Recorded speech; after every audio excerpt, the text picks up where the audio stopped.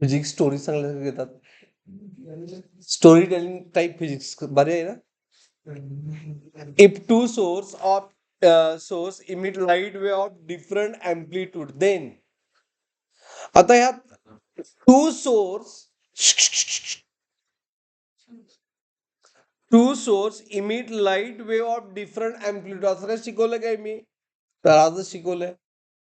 एकाच E01 आणि दुसऱ्याचं E02, म्हणजे डिफरंट एम्प्लिट्यूड. कुठलं मोठं आहे माहित नाही. आय मॅक्झिमम काय असतं? इंटेन्सिटी मॅक्झिमम काय असते? तुम्ही लिहून घेतलाय.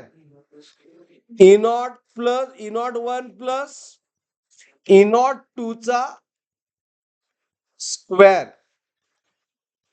आणि मिनिमम काय येईल याचं?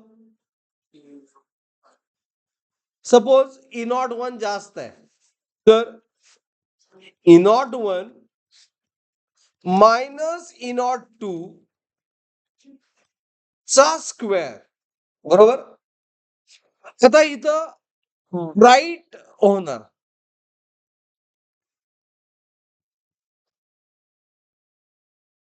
इथं डार्क होईल काय? डार्क कधी होते? जर एम्प्लिट्यूडचा डिफरन्स 0 असेल तर. इथं डार्क होणार नाही, डार्क होणार नाही. Is it clear? थोडी लाईट राहणारच. इंटेन्सिटी ऑफ लाईट ऍड झाल्यामुळे इथं मॅक्झिमम, इथं 0 होणार नाही, थोडी राहणार. 0 पेक्षा थोडी जास्त राहणार. मग कुठलं ऑप्शन मॅच होईल सांगा?